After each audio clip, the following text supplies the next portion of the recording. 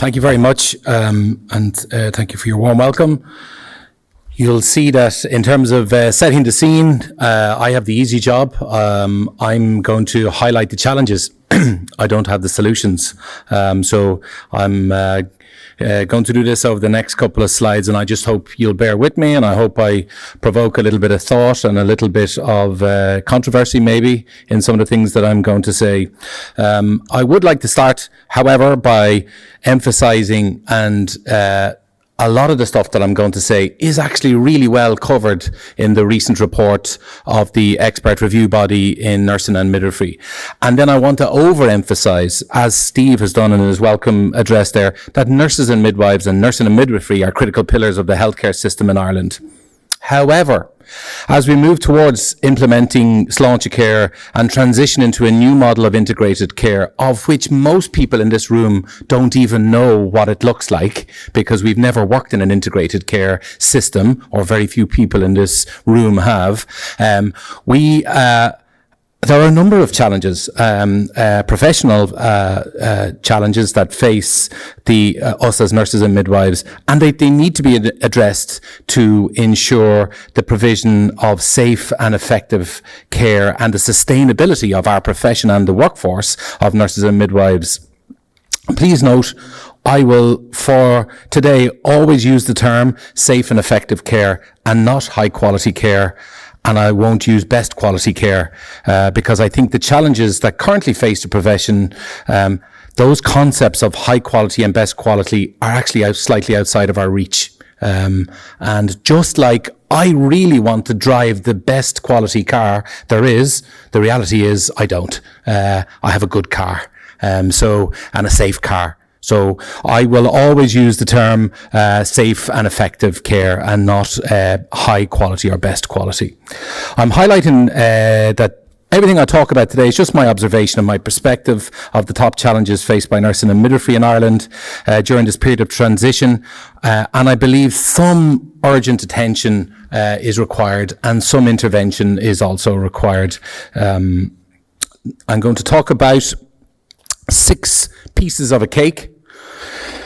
But as my kids tell me with the pizza thing, you know, a pizza's a pizza, whether it's 4 slices or 6 slices. The thing is, we've got a lot of challenges. I've bunched them into 6 slices, but you'll see that there are 2 or 3 entities or pieces to each slice of cake.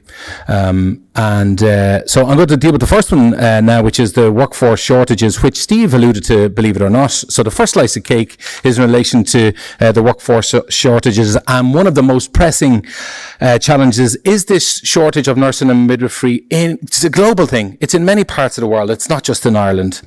The shortage can be attributed to many, many factors, such as, and Steve alluded to this, the demand for services, an aging population, inadequate pipeline of new entrants, high turnover rates.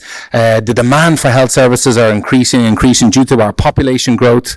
And, you know, Ireland has grown 1 million people in the space of 10 or 12 years. So all of these things have a huge impact on the shortage of nursing and midwifery and attractiveness of nursing as a profession. As does the burden of chronic diseases. People are sicker in hospital, more dependent in hospital, and they have an ongoing need for specialised care. However, the supply of qualified nurses and midwives is not keeping pace with the demand of the services. And whilst it is heartening to hear the recent news about extra training places, if we were to double our graduates to about 4,000 graduates a year instead of 1,900, we still wouldn't meet our demands. So we still wouldn't meet our demands. And how depressing is that? So yes, it's great to look at some of the things that we need to do, like graduate entry, attracting people, holding on to people. But we are leaking nurses faster than we can actually train them. Factors contributing to the shortage also include insufficient recruitment of undergraduate numbers, so the places aren't there, the retention I mentioned, inadequate education and clinical placement capacity, and also the migration of healthcare professionals to countries with much better working conditions, nicer places to live, nicer environments, nicer lifestyle conditions, and higher wages. Okay. Retention issues. Next slice of the cake, you'll see on all my slides a little different slice of cake. cake features here. In addition to the workforce shortages, nursing and midwifery professions in Ireland also face significant challenges in relation to retention. Nurses and midwives often experience high levels of stress, heavy workloads, limited career development opportunities, and these factors combined with inadequate staffing levels, and Steve alluded to the safe staffing initiative and the safe staffing frameworks that we have, they can contribute to burnout and job dissatisfaction. And this leads to higher turnover rates. International turnover rates for nursing and midwifery at newly qualified is somewhere between 12 and 25%, depending on which country you look at. We're somewhere in between. However, turnover intention, which is the intention to leave when you're in a job, is also at 25%. So that's almost 50% of newly qualified nurses are either leaving or thinking of leaving. And that's just not sustainable and not good enough. Generation Z have the highest turnover rates and report a higher intention to leave. And Generation Z, I'm talking, these are called nurse Zoomers, or Generation Z. They're born between 1997 and 2011. And it's not just given enough credence in our workforce planning, in the way that we deal with them, in the way that we work with them, in the way that we stimulate them. That lovely looking lady on the left-hand side is my daughter Mackenzie. She's 8 weeks to go till she finishes her internship, and she has no intention to work as a nurse. None whatsoever.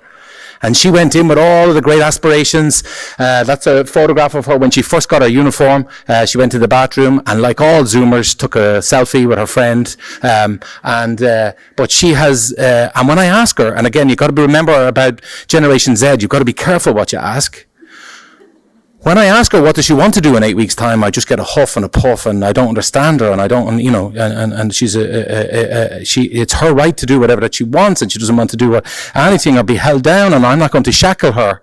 So we have a generation of nurses who are graduating or are in our interns, or either our young in our young cohort of staff nurses and staff midwives, who are very different to us. And there's probably some Generation Z people in here. And just to point out, who are these people and what is it that they look like? Well, they have an overdependence on technology. One of the most common criticism of Generation Z is their heavily reliance on technology, particularly smartphones and social media. You'll see there I have a picture of 3 or 4 people taking a picture of a pizza. You'll see this going on. This is the way that they go. Some of the most anxiety that my daughter had in first and second year as a student nurse was she couldn't have her phone. That caused her more anxiety than the patients that she was looking for or the people that she was working with. Critics argue that this dependency can lead to decreased face-to-face social interactions, reduced attention spans, and a lack of critical thinking. They also have shortened attention spans, and Generation Z has grown up with a real fast-paced digital world with instant access to information, and some critics claim that this has contributed to shorter attention spans and a tendency to seek immediate gratification. Who gets immediate gratification as a nurse or midwife? It doesn't happen. This is what they are seeking. There's a lack of real-world skills with Generation Z, and they sometimes lack certain practical skills for adulthood, such as financial literacy, problem-solving abilities, effective communication skills, and they argue that there's an emphasis on technology, and the ease of accessing information may have contributed to a decreased emphasis on developing these skills. Political disengagement. Some critics argue that Generation Z is politically disengaged compared to previous generations. They claim that younger individuals are less likely to participate in traditional forms of political activism, discussions, forums, staff meetings. However, they're more than happy to put it on social media. Mental health challenges. Generation Z faces unique challenges related to their mental health, such as increased rates of anxiety, depression, loneliness, and I hate to say it too, suicide. Critics argue that the fact things like social media pressure, cyberbullying, and the constant exposure to curate or idealize online personas, being not yourself, contribute to these mental health issues and to suicide. Unrealistic expectations. Generation Z has grown up in an area of instant gratification and constant online visibility, leading to unrealistic expectations about career success. And I have a couple of Generation or Zoomers in my house, and they're constantly wondering why they're tired because they're online till 3 a.m., 4 a.m. in the morning. There's a lack of resilience being observed with Generation Z, and that they, compared to previous generations, where they feel we have overprotective parenting styles, decreased exposure to risk and failure, and a greater reliance on technology for their problem solving.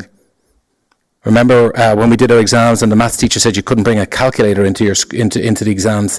These guys can't operate without their smartphone. So Generation Z is a big thing, and we haven't really factored into the way that we plan or are about to plan for moving to a new model of care.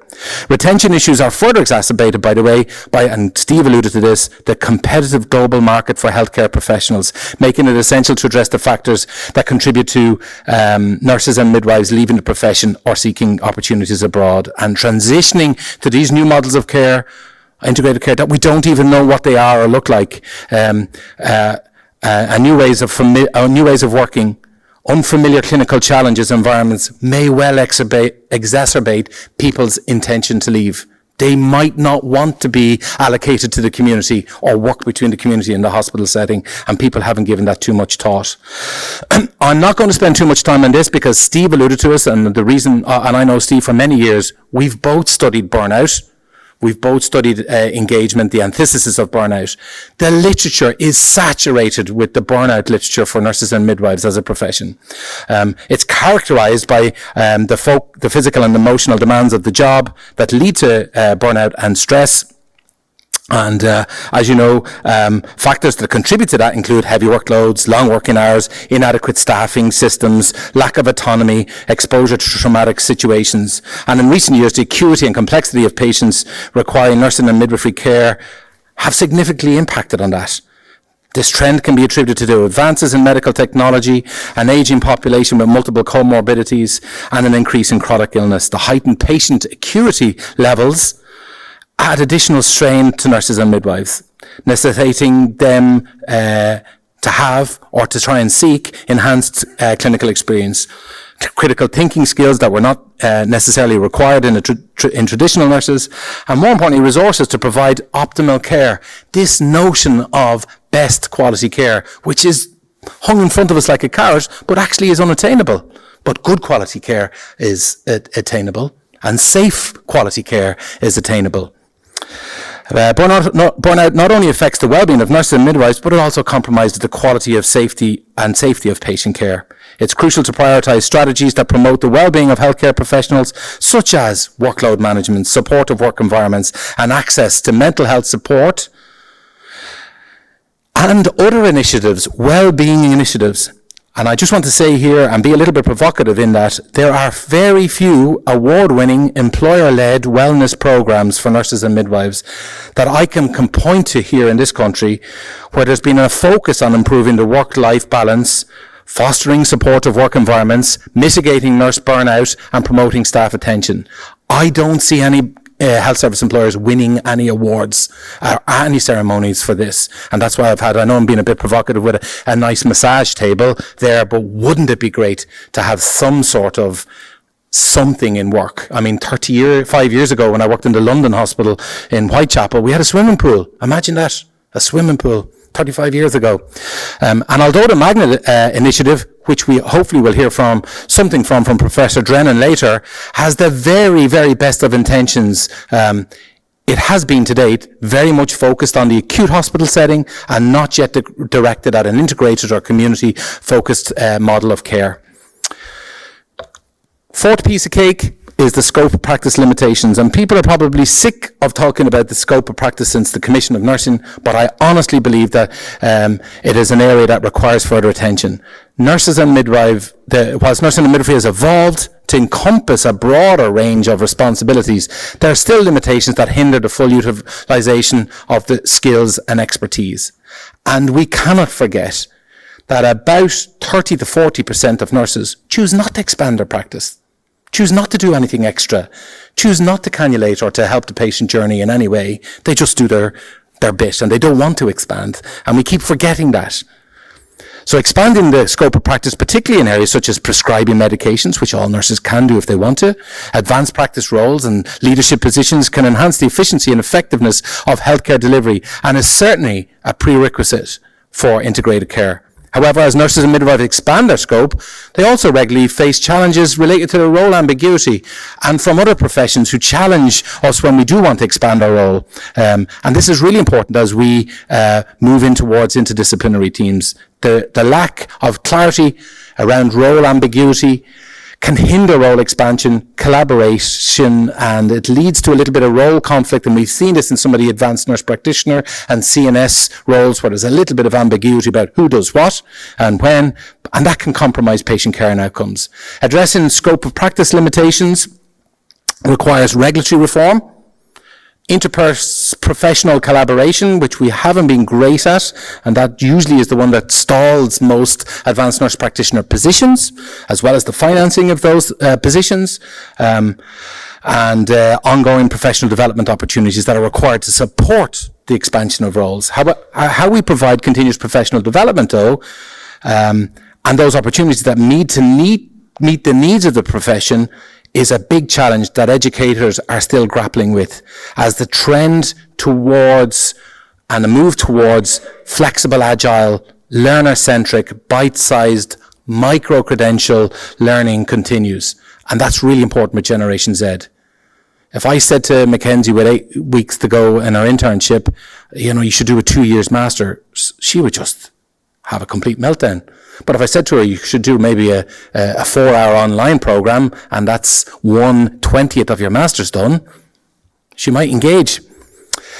Okay, fifth piece of the cake, and we're getting towards the end. The nursing and midwifery professions may continually adapt to meet, or have to continually adapt to meet the changing healthcare needs of populations. This includes addressing emerging health challenges such as infectious disease outbreaks, or more recently, the management of pandemics, and we found that out. Non-communicable diseases, mental health disorders, and the growing importance of both preventative and home-based care. Please don't forget that most people, including my dad at 78, can find out as much about a condition online as I can, or I can as a nurse, or I can as a doctor. And in fact, he always comments, why does the GP keep going on Google when I go into him? Because the GPs are going to the same places that we're going to, and patients can go to. Nurses and midwives need to be equipped with that knowledge and the skills to provide a different kind of care that is comprehensive but is more proactive and less reactive. And remember, the emphasis of Slaintecare has always been health promotion, disease prevention, and community intervention, wherever possible and whenever possible. That's a different model of care than most people in this room are used to. The emphasis would be on proactivity and not reactivity. And this pushes us outside our professional boundaries to collaborate with multidisciplinary teams to deliver patient-centered care, not just nursing care, patient-centered care. The shift towards integrated preventive patient-centered care comes at a cost, and funding constraints, and Steve alluded to it in his welcome, budgetary pressures and resource allocation decisions can directly affect staffing levels, access to training and development opportunities, and the provision of safe and quality care. One challenge I see for nursing and midwifery amongst the continuous funding constraints and pressure for affordable healthcare is this notion and a paradigm shift away from best or high quality care that I alluded to good and safe quality care. Finally, this is the one is my grand finale, and it's the one I'm the most passionate about. That's why there's a cherry on that piece of cake. It's the last one, okay? Advancing technology and digital transformation. The advancement of technology and digital transformation in healthcare has been so slow.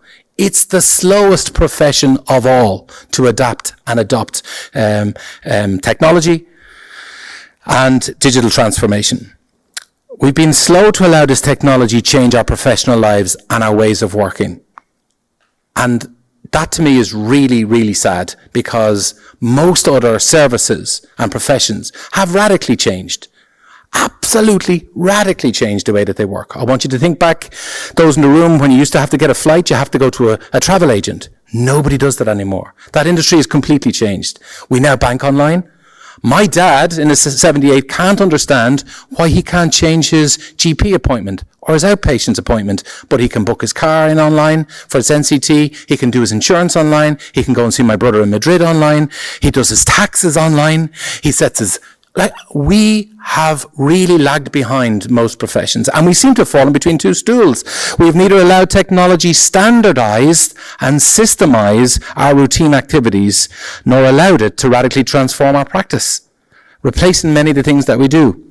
And it's 20 plus years since I practiced as a nurse, but I bet you I could go to any clinical setting, any general clinical setting, and within a week I'd be up to speed. You couldn't say that about any other industry. You couldn't say to somebody who worked in a bank, yeah, come back after 20 years and you'll have it together in a week. We still do a lot of the same things we did 20 years ago and more. We have not, now whether we like it or not, machines and technology do most things better than humans do.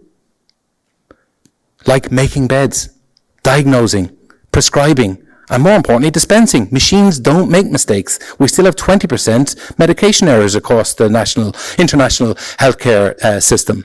Healthcare consumers like my dad will demand that we now go down this road and this direction.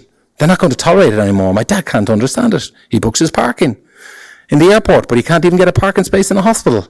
He doesn't understand it.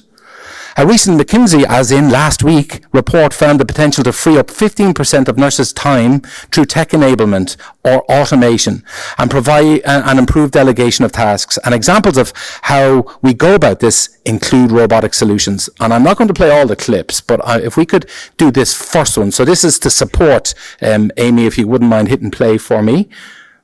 So I have video plays solution. One is where robots are supporting our care. And you'll see that they're delivering linen, they're delivering meals, they're dispensing medication. And these are all up and going in the States, across 4 or 5 large hospital groups. They're using scanners so that the beds are made better than anybody can make a bed in this room. And the medication is dispensed better than anybody can make it in this room. And the second clip, and it'll be in your pack, is where nurses are being replaced by robots. So there's actually a persona, a robot who is a nurse, who talks and interacts with patients. The one thing that robots can and don't do is have empathy. So we have a competitive advantage against robots. I'll just go back. Yeah.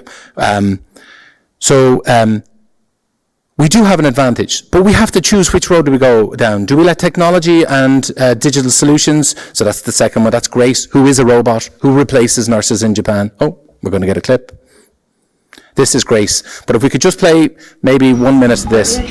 Oh, sorry. Mercy Hospital St. Louis has some high-tech help. Our coworkers really see the robots as a part of their team. 24 robots, mobile and autonomous. Each one on a different floor and given a name of its own. They're all going to have a name badge similar to a coworker name badge. Besides their individual identities, collectively they are called TUG, named for the way they tote carts and supplies, even meals. Robots pick up the meals from the kitchen and then deliver them to the nursing units. And we have a patient ambassador stationed on that floor who takes the meal trays off of the cart that the robot delivered and takes them into the patient. We station coworkers who we term patient ambassadors on the nursing units, and they are responsible for receiving and sending out the TUG deliveries. So we use the robots. Okay, Abby, if we stop that one and we'll go on to the next one. So that just gives, so the next one is a nurse called Grace. So, let me introduce you to my sister, Grace. This is Grace, Sophia's sister. Sophia, the celebrity humanoid robot, that is. I am Grace. I am built by Hanson Robotics for Awakening Health. The Hong Kong team behind Sophia has launched a new prototype, Grace. The robot is designed to interact with the elderly and those isolated by the global health crisis. Grace has a thermal camera in her chest to take your temperature and measure your responsiveness. She uses artificial intelligence to diagnose a patient and can speak English, Mandarin, and Cantonese. I can visit with people and brighten their day with social stimulation, entertain and help guide exercise, but also can do talk therapy, take bio readings and help healthcare providers assess their health and deliver treatments. CEO and founder. Okay, thanks, Abby. That's good. Okay, so you can see we've 2 roads that we can go down. We can allow technology to enable us, support us, help us reduce the time that we do menial tasks, or we can allow them replace us. Or become part of the workforce. So we have a little bit, if we could just go back to the slides. Yeah, perfect. However, for most of you who are in work at the moment, technology is a pain. It prevents opportunities, but it also prevents challenges. Like this multi sign-on oh my God, like anybody in clinical practice has to sign on to, the medical records, then has to sign on to the radiology, and then has to sign on to multiple sign-ons. The shift is nearly over by the time you get yourself set up between your emails, your Outlook, your all the different systems that we have. So we need to get that right. But as we move down a technological road, and we have to embrace it, and there's I have a couple of references there of reasons why as a profession, and not just our profession, most professions are steering away from technology for fear it will take over their job. Like, I can guarantee you that lawyers and solicitors will not be there in about 25 years' time, because artificial intelligence can do their letter writing and their research better than they can. So I am going to conclude. There's some references in the slides. Nursing and midwifery professions in Ireland face significant challenges as we move towards transitioning from acute to integrated models of care and effective care provided to patients. But we also face challenges in relation to the well-being of ourselves and as professionals, addressing our workforce shortages, the retention issues, combating increased workloads and professional burnout, further expanding our nursing roles and clarifying role expectations, adapting to changing healthcare needs and acuity, and actively engaging in digital and technological transformation are the key areas that I feel require attention. Collaboration amongst stakeholders, including the policymakers, our educators, the healthcare administrators, our regulators, professional organisations, is absolutely essential to developing sustainable solutions for implementing integrated care and the high ambitions that Slaintecare has for this country here in Ireland, to ensure that there is the provision of safe and effective nursing and midwifery care in Ireland, and it remains a reality in the short to medium term. Please note I did say safe and effective, not high and best quality care. Thank you very much for your time and attention.